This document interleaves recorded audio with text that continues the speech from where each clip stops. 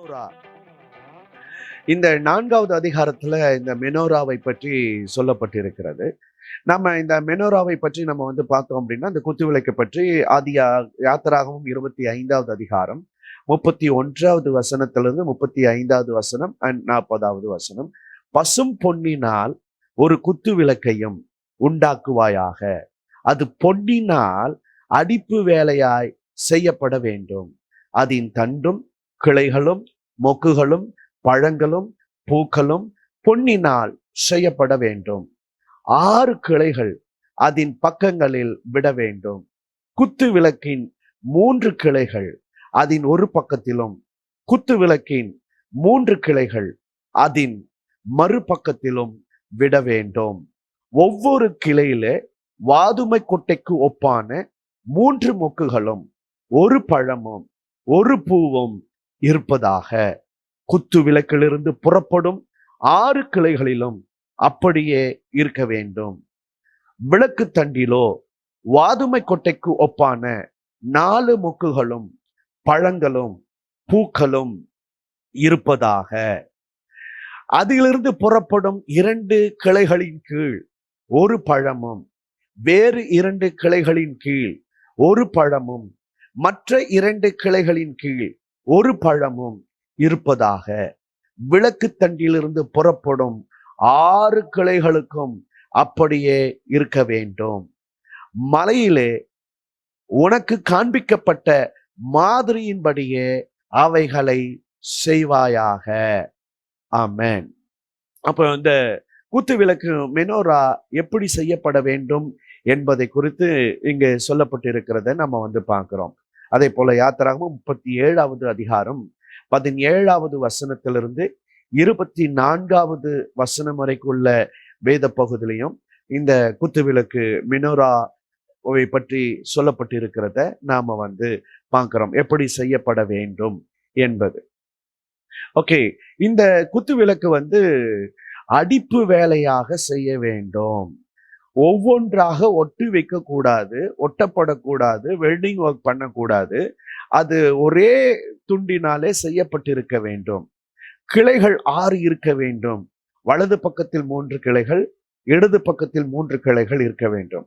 ஒவ்வொரு கிளையிலும் வாதுமை கொட்டைக்கு ஒப்பாக 3 மொக்குகள், ஒரு பழம், ஒரு பூ. அதாவது வாதுமை பூ, வாதுமை பழம், வாதுமை மொக்குகள். ஓகே, இது இருக்க வேண்டும். விளக்கு தண்டில் வாதுமை கொட்டைக்கு ஒப்பாக 4 மொக்குகள், ஒரு பழம், ஒரு பூ இருக்க வேண்டும். ஒவ்வொரு 2 கிளைகளுக்கும் ஒரு பழம் இருக்க வேண்டும்.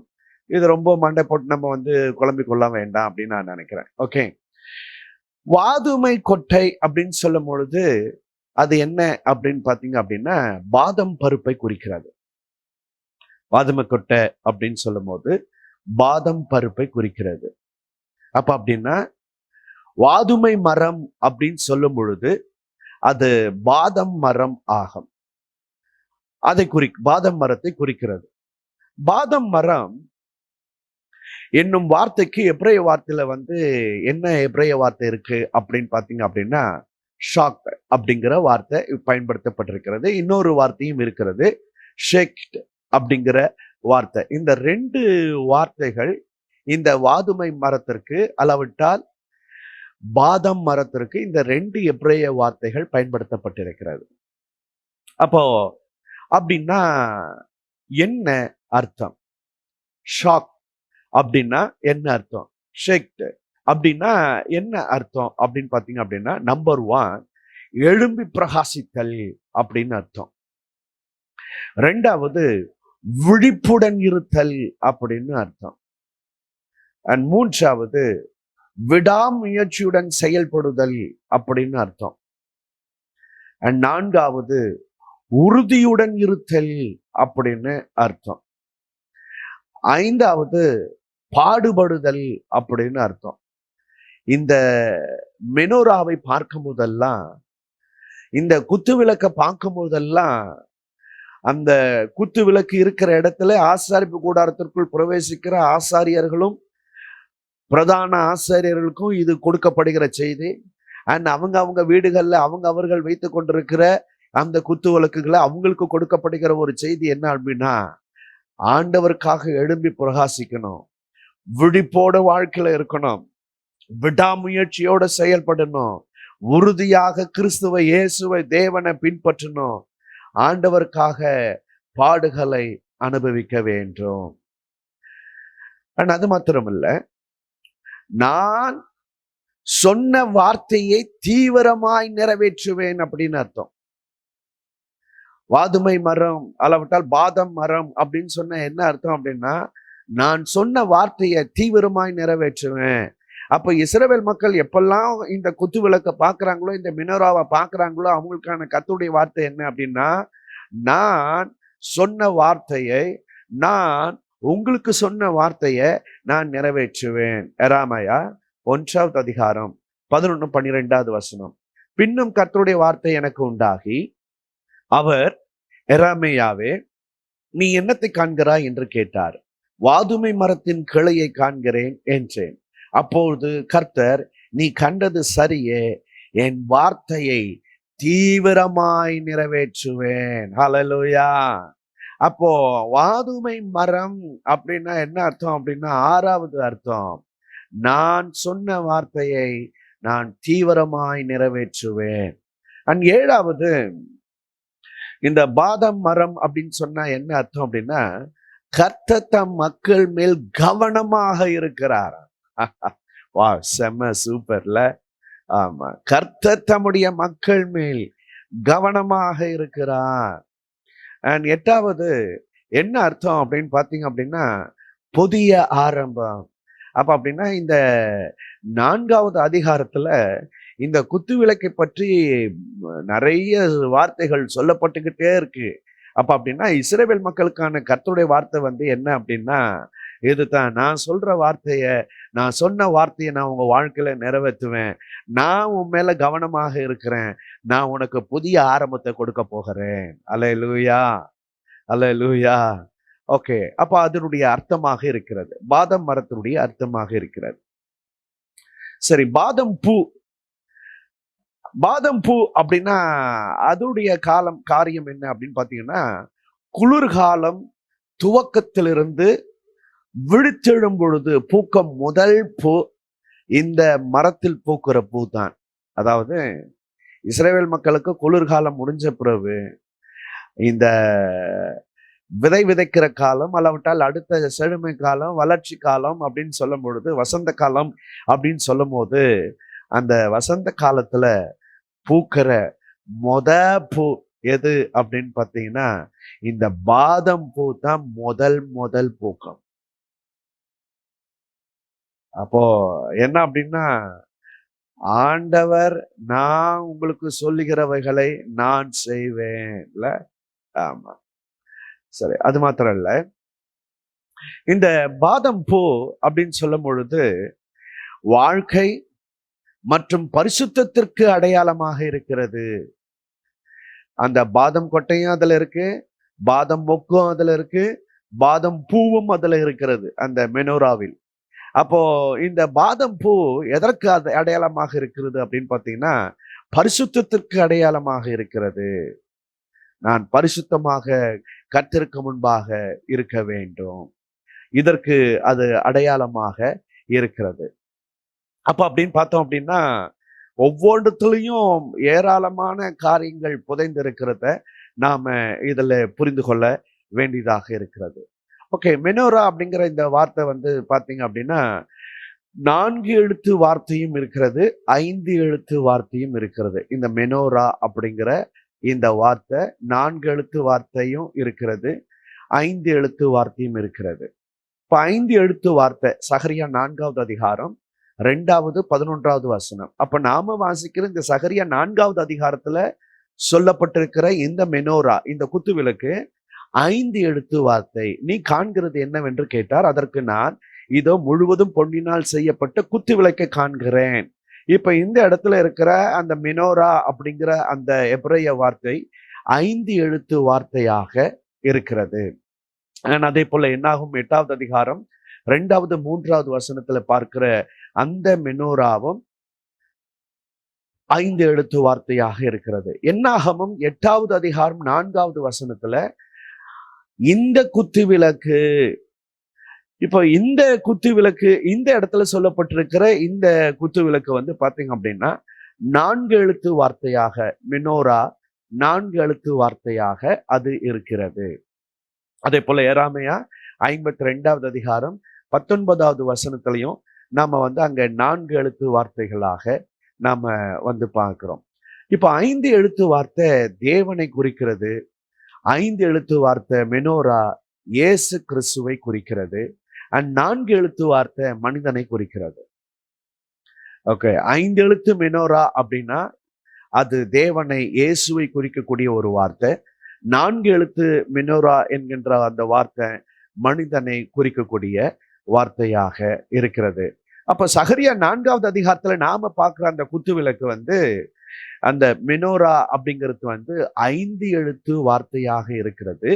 அப்ப அப்படின்னா நாம வந்து புரிஞ்சு கொள்ள வேண்டியதாக இருக்கிறது, இந்த மெனோரா இயேசு கிறிஸ்துவை குறிக்கிறது அப்படிங்கிறது.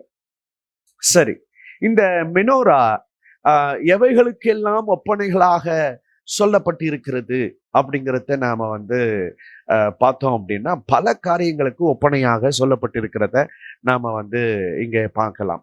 நம்பர் 1, மெனோரா இயேசு கிறிஸ்துவை வெளிப்படுத்துகிறது, இயேசு கிறிஸ்துவை குறிக்கிறது இந்த மெனோரா. ஆதியாகமம் 1வது அதிகாரம் 1வது வசனம் 7 வார்த்தைகள். பிரஷித் பாரா எலோஹிம் ஏத் ஹசமாயித் வேயத் ஹாஹாரட்ஸ். ஓகே, 7 வார்த்தைகள். இந்த 7 வார்த்தையில வந்து பார்த்தோம் அப்படின்னா அந்த குத்து விளக்கும் 7 கிளைகளோடு கூட இருக்கிறது. 6 கிளைகளோட நடுவுல இருப்பது அதுதான் முக்கியமானது. அதோடு கூட 6 கிளைகள், அப்போ மொத்தம் 7 இருக்கிறது. இதுல நடுவுல இருக்கிறது வந்து 4வது வார்த்தை ஆலெஃப் டவ் அப்படிங்கிற வார்த்தை. ஆதியாகமம் 1வது அதிகாரம் 1வது வசனத்தில் 4வது வார்த்தையாக வருவது ஏத். ஏத் அப்படின்னு சொல்லும் போது அங்க இருக்கிற எபிரேய வார்த்தை வந்து ஆலெஃப் டவ் அப்படிங்கிற அந்த வார்த்தை. இந்த ஆலெஃப் டவ் அப்படிங்கிறது வந்து என்ன அப்படின்னு பாத்தீங்க அப்படின்னா யோவான் 1வது அதிகாரம் 1வது வசனத்திலிருந்து 3வது வசனம் வரைக்கும் அண்ட் 14வது வசனம் வரைக்கும் அந்த வார்த்தை அப்படின்னு இருக்கிறது இல்லைங்களா, அந்த இடத்துல வந்து ஆலெஃப் டவ் அப்படிங்கிற வார்த்தையை நம்ம வந்து சேர்த்துக்கலாம்னு நினைக்கிறேன். ஓகே, நான் உங்களுக்காக வாசிக்கிறேன். ஆதியில ஆலெஃப் டவ் இருந்தது, அந்த ஆலெஃப் டவ் தேவனிடத்தில் இருந்தது, அந்த ஆலெஃப் டவ் தேவனா இருந்தது, அவர் ஆதியிலே தேவனோடு இருந்தார். அவர் அப்படின்னு நான் ஆலெஃப் டவ் வாசிக்கலாம்னு நினைக்கிறேன். ஆலெஃப் டவ் ஆதியிலே தேவனோடு இருந்தார், சகலமும் ஆலெஃப் டவ் மூலமாய் உண்டாயிற்று, உண்டானது ஒன்றும் ஆலெஃப் டவ் அல்லாமல் உண்டாகவில்லை. அந்த ஆலெஃப் டவ் மாம்சமாகி கிருபையினாலும் சத்தியத்தினாலும் நிறைந்தவராய் நமக்குள்ளே வாசம் பண்ணினார். ஆலெஃப் டவுடைய மகிமையை கண்டோம், அது பிதாவுக்கு ஒரே பேராருடைய குமாரனுக்கு மகிமைக்கு ஏற்ற மகிமையாகவே இருந்தது. இந்த வார்த்தை அப்படின்னு இருக்கிற அந்த இடத்துல வந்து இந்த ஆலெஃப் டவ் என்கிற ஏத் அப்படிங்கிற அந்த வார்த்தை தான் அங்க வந்திருக்க வேண்டும். ஓகே, இப்போ இந்த ஆலெஃப் டவ் அப்படிங்கிறது வந்து நம்ம வந்து பார்த்தோம் அப்படின்னா இது யாரை குறிக்கிறது அப்படின்னு பார்த்தோம் அப்படின்னா இயேசு கிறிஸ்துவை குறிக்கிறது. வெளிப்படுத்தல் 1வது அதிகாரம் 8, 11வது வசனம், 21வது அதிகாரம் 16வது வசனம், 22வது அதிகாரம் 13வது வசனம், அங்கே அல்பா ஒமேகா அப்படின்னு சொல்லப்பட்டிருக்கிறது. அல்பாவும் ஒமேகாவும் ஆனவர் ஆண்டவராகிய இயேசு கிறிஸ்து. அல்பா ஒமேகா அப்படின்னு சொல்லும் பொழுது கிரேக்க மொழியினுடைய முதல் எழுத்து அல்பா அண்ட் கிரேக்க மொழியினுடைய கடைசி எழுத்து ஒமேகா. அப்போ எபிரேய மொழியினுடைய முதல் எழுத்து ஆலெஃப், கடைசி எழுத்து டவ். அப்ப ஆலெஃப் டவ் யார் அப்படின்னு பாத்தீங்க அப்படின்னா ஆண்டவராகிய இயேசு கிறிஸ்து. அல்பா ஒமேகா இயேசு கிறிஸ்து, ஏ ஜட்டானவர் இயேசு கிறிஸ்து, அக்கானவர் இயேசு கிறிஸ்து. அப்ப இது இயேசு கிறிஸ்துவை குறிக்கிறது அப்படிங்கிறத நாம பார்க்கிறோம். அண்ட் அடுத்து அதே மாதிரி 2வதாக இது எப்படி இயேசு கிறிஸ்துவை குறிக்கிறது அப்படின்னு பாத்தீங்கன்னா மையத்தில் இருப்பது தான் இந்த முழு விளக்கையும் தாங்கி கொண்டிருக்கிறது. 6 கிளைகள் இருக்கிறது. நடுவில் இருக்கிற அந்த விளக்கு தண்டு, அந்த நடுவில் இருக்கிற அந்த விளக்கு தண்டு தான் இந்த 6 கிளைகளையும் தாங்கி கொண்டிருக்கிறது. அப்ப அப்படின்னா எபிரேயர் 1வது அதிகாரம் 3வது வசனத்துல பார்க்கிறோம், அவரே சகலவற்றையும் தாங்குகிறவராக இருக்கிறார். அல்லாவிட்டால் ஆண்டவராகிய இயேசு கிறிஸ்துவே எல்லாவற்றையும் தாங்குகிறவராக இருக்கிறார்.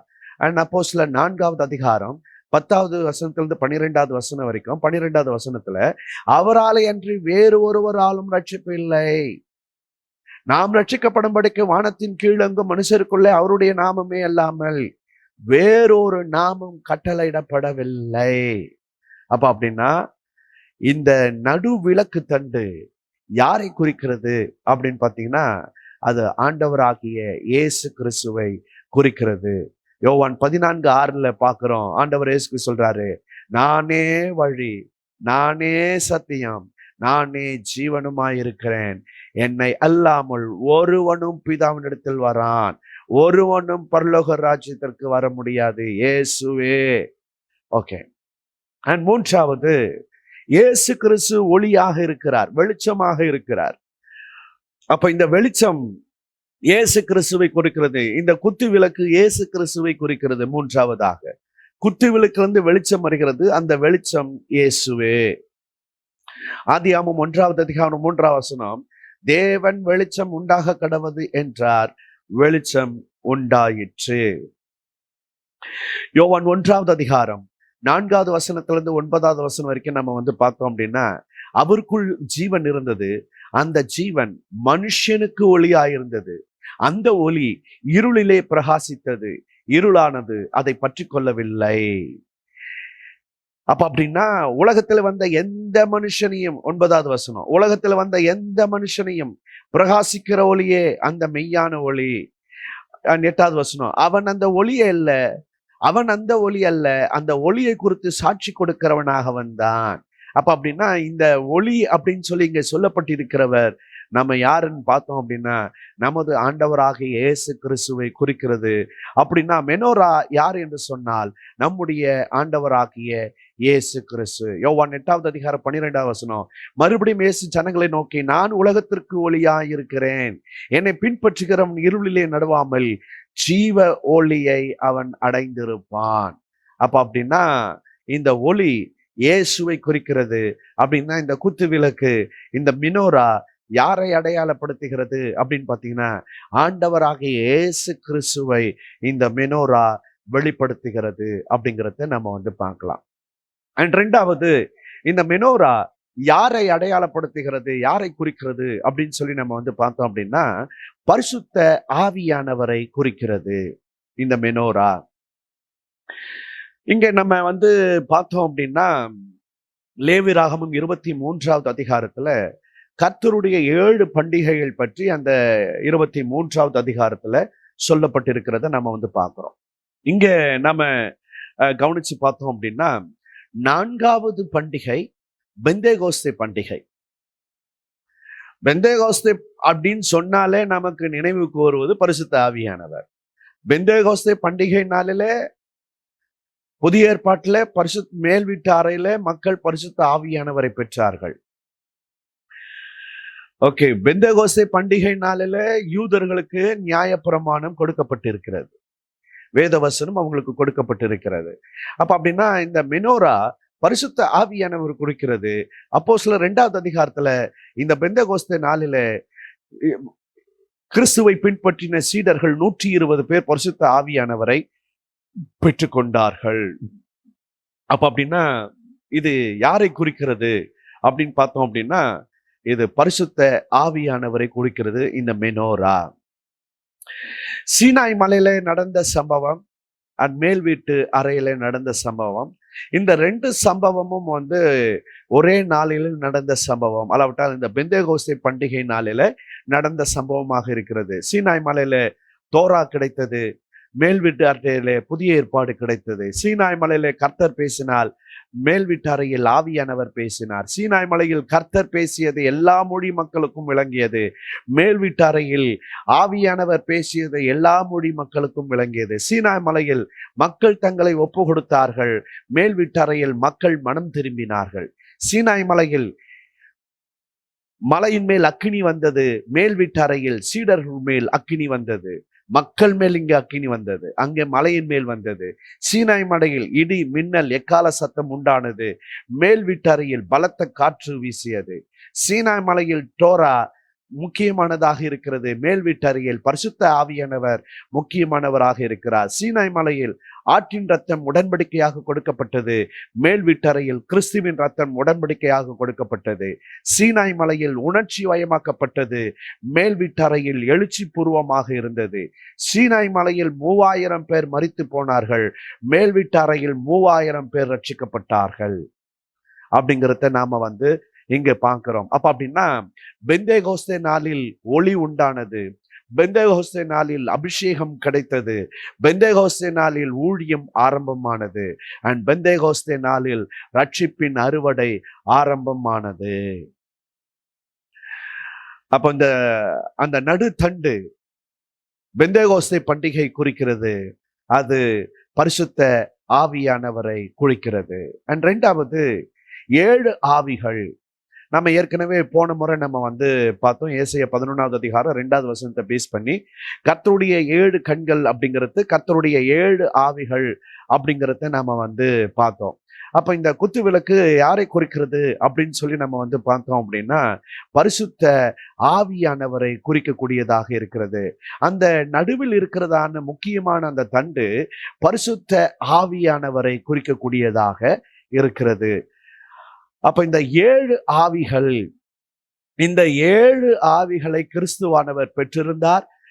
நீங்களும் நானும் இன்றைக்கு இந்த 7 ஆவிகளை நீங்களும் நானும் பெற்றுக்கொண்டு இருக்கிறோம், பெற்றவர்களாக இருக்கிறோம். அப்படின்னா இந்த மெனோரா யாரை குறிக்கிறது என்று சொன்னால் பரிசுத்த ஆவியானவரை குறிக்கிறது. ஓகே, இந்த 7 ஆவிகளை இயேசு கிறிஸ்து பெற்றிருந்தார் அப்படிங்கிறத நம்ம பார்த்தோம். அதே போல கிறிஸ்துவை பின்பற்றுகிற தேவனுடைய பிள்ளைகளும் இந்த 7 ஆவிகளை உடையவர்களாக இருக்கிறார்கள் அப்படிங்கிறத நம்ம இந்த வேத வசனங்கள்ல நாம பார்க்கிறோம். ஒவ்வொரு வசனத்தையும் ஆக்சுவலி படிக்கணும். கஷ்டப்பட்டு எல்லாத்தையும் உள்ளார போட்டிருக்கேன். ஆனாலும் நேரம் நமக்கு போய்கொண்டே இருக்குது. ஸோ தட் நானும் கொஞ்சம் வேகமா போகலாம் அப்படின்னு நான் நினைக்கிறேன். அண்ட் குத்து விளக்கு எவைகளுக்கு ஒப்பனையாக இருக்கிறது? 3வது நம்பர் 1 இயேசுவுக்கு ஒப்பனையாக இருக்கிறது. 2வது பரிசுத்த ஆவியானவருக்கு ஒப்பனையாக இருக்கிறது. அண்ட் 3வது ஆராதனைக்கு ஒப்பனையாக இருக்கிறது. இது ஆராதனையை குறிக்கிறது. மெனோரா அப்படின்னு சொல்லும் பொழுது அது ஆராதனையை குறிக்கிறது, ஆராதனைக்கு ஒப்பனையாக இருக்கிறது. லேவியராகமம் 24வது அதிகாரம் 2வது வசனத்திலிருந்து 4வது வசனம் வரைக்கும் குத்து விளக்கு எப்பொழுதும் இருந்து கொண்டிருக்கும்படி அதற்காக இடித்து பிழிந்த தெளிவான ஒளிவ எண்ணெயை இஸ்ரவேல் புத்திரர் உன்னிடத்தில் கொண்டு வரும்படி அவர்களுக்கு கட்டளையிடு. ஆசாரிப்பு கூடாரத்தில் சாட்சி சந்நிதியின் திரைக்கு வெளிப்புறமாக ஆரோன் அதை எப்பொழுதும் சாயங்காலம் தொடங்கி விடியற் காலம் மட்டும் கர்த்தருடைய சந்நிதியில் எரியும்படி ஏற்ற கடவன். இது உங்கள் தலைமுறை தோறும் செல்ல வேண்டிய நித்திய கட்டளை. அவன் எப்பொழுதும் கர்த்தருடைய சந்நிதியில் பரிசுத்தமான குத்து விளக்கின் மேல் இருக்கிற விளக்குகளை எரிய வைக்க கடவன். அப்ப இது எரிந்து கொண்டே இருக்க வேண்டும். நம்ம வாழ்க்கையில இயேசுவை ஆராதனை பண்ணி கொண்டே இருக்க வேண்டும். நம்ம வாழ்க்கையில இயேசுவை ஆராதனை பண்ணிக்கிட்டே இருக்கணும். ஏன் ஆண்டவர் மனிதனை படைத்தார்? ஏன் ஆண்டவர் தேவதூதனை படைத்தார்? தேவனை ஆராதிப்பதற்காக. அப்ப நம்ம எப்படி தேவனை ஆராதிப்பது அப்படின்னு நம்ம பார்த்தோம் அப்படின்னா நம்பர் 1 முழு அர்ப்பணிப்போடு கூட தேவனை ஆராதிக்க வேண்டும். உங்களுக்கு ஒவ்வொரு பாயிண்ட்டுக்கும் எபிரேய வார்த்தை என்ன, அந்த வார்த்தைக்கான தமிழ் அர்த்தம் என்ன, அந்த வசனங்கள் என்ன அப்படிங்கிறதையும் உங்களுக்கு ஸ்கிரீன்ல போட்டிருக்கிறேன். அவ்வளோத்தையும் குறிக்க முடியுமான்னு தெரியல. போட்டோ எடுக்க முடிஞ்சா போட்டோ எடுத்துக்கிட வேண்டியது. ஓகே, எப்படி தேவனை ஆராதிக்கணும்? நம்பர் 1 முழு அர்ப்பணிப்போடு கூட தேவனை ஆராதிக்க வேண்டும். 2வது பாதத்தில் பணிந்து குனிந்து அவரை ஆராதிக்க வேண்டும். 3வது பயபக்தியுடன் நடுக்கத்துடன் பணிந்து அவரை ஆராதிக்க வேண்டும். 4வது பிரசவ வேதனையோடு கூட அவரை ஆராதிக்க வேண்டும். இந்த பாடத்தை தயார் பண்ணும் போது இதை நான் படிக்கும் போது எனக்கு உண்மையாவே ரொம்ப ஆச்சரியமாக இருந்துச்சு, ரொம்ப கேள்வியாகவும் இருந்துச்சு. பிரசவ வலியோட கூட நான் ஆராதிக்க வேண்டும். ஆத்தும ஆதாயம் பண்ணும்பொழுது பவுல் சொல்றாரு, நான் உங்களுக்காக கர்ப்ப வேதனை படுகிறேன். கிறிஸ்து உங்களில் உருவாகும் வரைக்கும் நான் கர்ப்ப வேதனை படுகிறேன். பட் இங்க நம்ம வந்து பார்க்கிறோம், ஆராதனை எப்படி ஆராதிக்கணும் அப்படின்னா, கர்ப்ப வேதனையோடு கூட அவரை ஆராதிக்கணுமா. அளவிட்டால் இப்படி சொல்லலாம், இனிமையான வழிகளோடு கூட அவரை ஆராதிக்க வேண்டும். எந்த சூழ்நிலையும் அவரை ஆராதிக்க வேண்டும். தேவனுடன் ஒப்புரவாகி தேவனை ஆராதிக்க வேண்டும். மிக முக்கியமானது. தேவனுடன் ஒப்புரவாகாத ஆராதனை எந்த இழவுக்குமே உதவாதது. ஆமென். அண்ட் தலையை உயர்த்தி கண்களை ஏறெடுத்து தேவனை ஆராதிக்க வேண்டும். சந்தோஷத்தில் குதித்து ஆராதிக்க வேண்டும். அமக்கலமாக கொண்டாடி ஆராதிக்க வேண்டும். நான் நினைக்கிறேன், நல்லா டான்ஸ் ஆடி இதுக்கு தான் ரொம்ப முக்கியத்துவம் கொடுக்குறாங்கன்னு நினைக்கிறேன். இன்றைய ஆராதனை வீரர்கள் அதிகமானவர்கள் இதற்குத்தான் ரொம்ப அதிகபட்சமான முக்கியத்துவம் கொடுக்கிறார்கள். அமக்கலமாக கொண்டாடி தேவனை ஆராதிக்க வேண்டும். அளவுக்கு அதிகமான சந்தோஷத்தில் துள்ளி குதித்து தேவனை ஆராதிக்க வேண்டும். நடனமாடி தேவனை ஆராதிக்க வேண்டும். நடந்து கொண்டு தேவனை ஆராதிக்க வேண்டும். 12 கம்பீர சத்தத்தோடு கூட தேவனை ஆராதிக்க வேண்டும். 13 ஆனந்த கண்ணீரோட ஆண்டவரை ஆராதிக்க வேண்டும். வா, செம்ம, சூப்பர். மௌனமாக இருந்து தேவனை ஆராதிக்க வேண்டும். ஆமா, சவரும் எப்பவுமே சத்தமாகத்தான் நம்மளது ஆராதனைகள் இருக்கு. ஆனா இங்க வேதவசனம் நமக்கு சொல்லி இருக்குது, மௌனமாக இருந்து தேவனை ஆராதிக்க வேண்டும். 15 தேவனுடைய நாமத்தை சொல்லி தேவனை ஆராதிக்க வேண்டும். ஒவ்வொரு நாமத்திலையும் ஏராளமான அர்த்தங்கள் இருக்கிறது. அந்த அர்த்தங்களை நாம வந்து புரிஞ்சு நாம தேவனை ஆராதனை பண்ணுவோம் அப்படின்னு சொன்னா அந்த ஆராதனை வந்து மிக சிறப்பான ஒரு ஆராதனையாக அது அமையும். 16 அபிஷேகத்தில் நிரம்பி ஆவியில் நிரம்பி ஆண்டவரை ஆராதிக்க வேண்டும். மகிமையை செலுத்தி தேவனை ஆராதிக்க வேண்டும். சங்கீதங்கள், ஞான பாடல்கள் பாடி ஆராதிக்க வேண்டும். நம்ம இன்றைய கிறிஸ்தவ சமுதாயத்துல, இன்றைய பெந்தகோஸ்து சபைகள்ல இது ரொம்ப ரொம்ப சிறப்பா நடக்கிறது. ஒவ்வொரு ஆராதனையிலையும் ஒரு 18-20 பாடல்கள் பாடி பாட்டு பாடிய கதையை முடிச்சிடுறாங்க. ஆமா, ஆராதனை முடிஞ்சிருச்சு. ஒரு 10 பாட்டு பாடினா போதும், ஆராதனை முடிச்சிடலாம். அரை மணி நேரம் முடிச்சிடலாம், அளவிட்டா 3/4 மணி நேரத்துல முடிச்சிடலாம். ஒரு வெள்ளியா இன்னும் 2 பாட்டு பாடு, இன்னொரு 10 பாட்டு பாடு.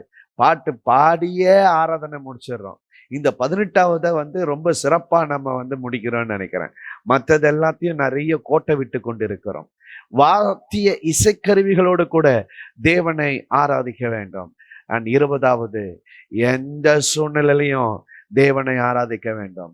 சாத்ராக், மேஷாக், ஆபேத்நேகோ சொல்றாங்க, அவர் எங்களை கொன்று போட்டாலும், அவர் எங்களை தப்புவிக்க வல்லவர், அவர் எங்களை தப்புவியாமல் போனாலும் அவரையே நாங்கள் ஆராதிப்போம். எந்த சூழ்நிலையும் அவரையே நாங்கள் ஆராதிப்போம். அப்படின்னா இந்த குத்து விளக்கு, மினோரா எதற்கு ஒப்பனையாக இருக்கிறது அப்படின்னு சொல்லி நம்ம வந்து பார்த்தோம் அப்படின்னா, இது ஆராதனைக்கு ஒப்பனையாக இருக்கிறது. இந்த 20 வகையான ஆராதனையில என்னை சிந்திக்க வைத்தது வந்து என்ன அப்படின்னு பார்த்தீங்க அப்படின்னா, கற்ப வேதனையோடு கூட கர்த்தரை ஆராதிக்க வேண்டும். பயங்கரமான வார்த்தை நினைக்கிறேன். நம்ம ஆராதனைகள் இப்படி இருக்கும் அப்படின்னா, இந்த 20ம் இணைஞ்சிருக்கும் அப்படின்னா, ஏதோ ஒன்றை பேஸ் பண்ணி மட்டும் கிடையாது. இந்த 20யும் நம்ம ஆராதனையில இருக்கோம் அப்படின்னா, அந்த ஆராதனை கர்த்தர் விரும்புகிற ஆராதனையாக அவைகள் இருக்கும். குத்துவிளக்கு எவைகளுக்கெல்லாம் ஒப்பனையாக இருக்கிறது. 4வதாக நம்ம வந்து பார்த்தோம் அப்படின்னா, வேத வசனத்திற்கு ஒப்பனையாக இருக்கிறது. இயேசுவுக்கு ஒப்பனையாக இருக்கிறது, பரிசுத்த ஆவியானவருக்கு ஒப்பனையாக இருக்கிறது, ஆராதனைக்கு ஒப்பனையாக இருக்கிறது. 4வது வேத வசனத்திற்கு ஒப்பனையாக இருக்கிறது. சங்கீதம் 119 105வது வசனம், உம்முடைய வசனம் என் கால்களுக்கு தீபமும் என் பாதைக்கு வெளிச்சமுமாயிருக்கிறது. அப்போ இங்க பயன்படுத்தப்பட்டிருக்கிற வார்த்தை என்ன அப்படின்னு பார்த்தேன் அப்படின்னா, வசனம் அப்படிங்கிற அந்த இடத்துல பயன்படுத்தப்பட்டிருக்கிற வார்த்தை மெனோரா அப்படிங்கிற இந்த வார்த்தை பயன்படுத்தப்பட்டிருக்கிறது. உம்முடைய மெனோரா என் கால்களுக்கு தீபமும் என் பாதைக்கு வெளிச்சமாக இருக்கிறது. அப்ப வேத வசனம் மெனோராவாக இருக்கிறது, குத்துவிளக்காக இருக்கிறது, குத்துவிளக்குக்கு அடையாளமாக இருக்கிறது. பரிசுத்த வேதாகமம், முழு வேதாகமம், ஓகே, இந்த முழு வேதாகமம் பாத்தீங்க அப்படின்னா 49 சுருள்களில் எழுதப்பட்டு இருக்கிறது. மொத்த புத்தகங்கள் 66. இந்த 66 புத்தகங்கள் 49 சுருள்களில் எழுதப்பட்டிருக்கிறது. பாதம் பூக்கள் மொத்தம் 22. பழைய ஏற்பாடு 22 சுருள்களில் எழுதப்பட்டிருக்கிறது. ஓகே, குத்து விளக்குல மொத்த இணைப்புகள் 27. புதிய ஏற்பாடு புத்தகங்கள் 27. புதிய ஏற்பாடு பாத்தீங்க அப்படின்னா 27 சுருள்களில் எழுதப்பட்டிருக்கிறது. அப்ப அப்படின்னா பழைய ஏற்பாடு 22 சுருள்கள், புதிய ஏற்பாடு 27 சுருள்கள், ஆக மொத்தம் 49 சுருள்கள். இந்த மெனோராவில் நம்ம பார்த்தோம் அப்படின்னா இந்த 49 அடையாளப்படுத்தி இருக்கிறத நாம பார்க்கிறோம். இந்த 49 எதை குறிக்கிறது அப்படின்னு பார்த்தீங்க அப்படின்னா யூபிலியை குறிக்கிறது. யூபிலி அப்படின்னு சொன்னா விடுதலை. இந்த முழு வசனத்தை நாம வாசித்தால், தியானித்தால், ஆராய்ச்சி செய்தால், போதித்தால், பிரசங்கித்தால், இதன்படி வாழ்ந்தால் நம்ம வாழ்க்கையில விடுதலை உண்டாகும், வெளிச்சம் உண்டாகும். ஓகே, இங்க 49 சுருள்கள். இந்த 49 சுருள்கள் அப்படின்னு சொல்லும் பொழுது பாத்தீங்க அப்படின்னா எபிரேய மொழிகள் மொத்தம் 22. ஓகே, பழைய ஏற்பாடு 22 சுருள்களில் எழுதப்பட்டது. ஓகே, பழைய ஏற்பாடு எபிரேய மொழியில் எழுதப்பட்டது. எபிரேய மொழியில 22 எழுத்துக்கள். அப்ப 22 சுருள்களில் பழைய ஏற்பாடு எழுதப்பட்டது. புதிய ஏற்பாடு கிரேக்க மொழியில் எழுதப்பட்டது. கிரேக்க மொழிக்கு மொத்த எழுத்துக்கள் 27. ஆக 27 சுருள்களில் எழுதப்பட்டது. எபிரேய மொழி 22, கிரேக்க மொழி 27 எழுத்துக்கள். ஆக மொத்தம் 49. முழு வேதாகமம் 49 சுருள்களில் எழுதப்பட்டு இருக்கிறது. பரிசுத்த வேதாகமத்தின் 49 சுருள்கள். ஓகே, பரிசுத்த வேதாகமம் 49 சுருள்களில் எழுதப்பட்டிருக்கிறது. பழைய ஏற்பாடு 22 சுருள்கள், 39 புத்தகங்கள் அதற்குள்ளாக இருக்கிறது. அண்ட் புதிய ஏற்பாடு 27 சுருள்கள், அதுல 27 புத்தகங்கள் இருக்கிறது. உங்களுக்கு ஸ்கிரீன்ல ஒரு சின்னதா ஒரு படம் ஒண்ணு இருக்கிறது. ஒரு ஸ்னாப் எடுத்துக்கிட்டீங்கன்னா நீங்க வீட்டுல போய் பார்க்கறதுக்கு உங்களுக்கு ஒரு உதவியாக இருக்கும் அப்படின்னு நான் நம்புறேன். பரிசுத்த வேதாகமத்தை மொத்த வேதாகமத்தையும் 7ஆக பிரிச்சிடலாம்.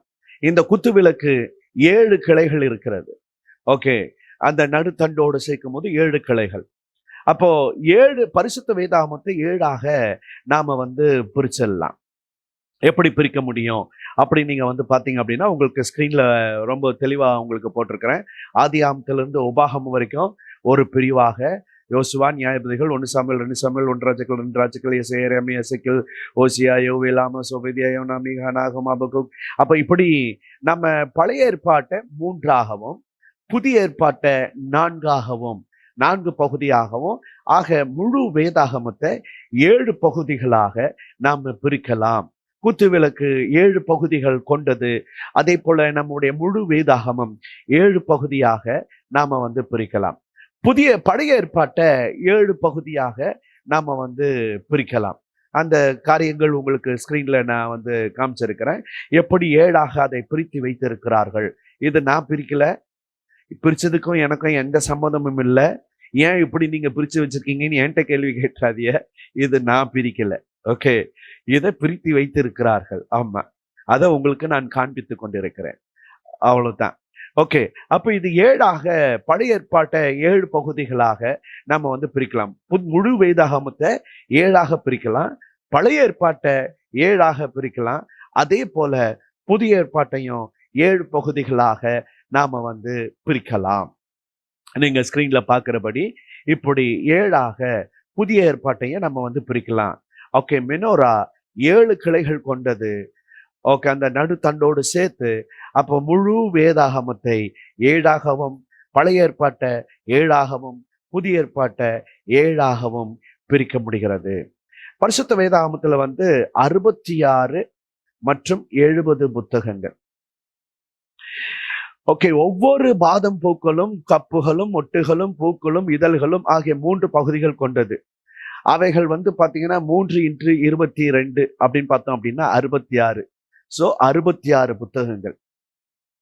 மையத்தண்டில் 4 பாதம் பூக்கள், 4x3 12. தண்டின் இடது பக்கத்தில் 3 பூக்கள் இருக்கிறது. அந்த 3 பூக்களில் 3 பூக்கள். அப்போ 3x3x3 27. அப்ப தண்டில் இருக்கிற 12 பூக்கள், பூ பாகங்கள். இடது பக்கத்தில் 3 கைகள் இருக்கும், 27 பூக்கள் பாகங்கள். பழைய ஏற்பாட்டுல வந்து பாத்தீங்க அப்படின்னா 12 + 27 39 புத்தகங்களை இது குறிக்கிறது. மெனோரா வேத வசனத்தை குறிக்கிறது. பரிசுத்த வேதாகமத்துல நம்ம 66 புத்தகங்களை, தண்டின் வலது பக்கத்தில் 3 கைகள் இருக்கிறது. அந்த 3 கைகளில் 3 பூக்கள் இருக்கிறது. அப்ப அப்படின்னா 3x3x3 27. இது புதிய ஏற்பாட்டு புத்தகங்களை குறிக்கிறது.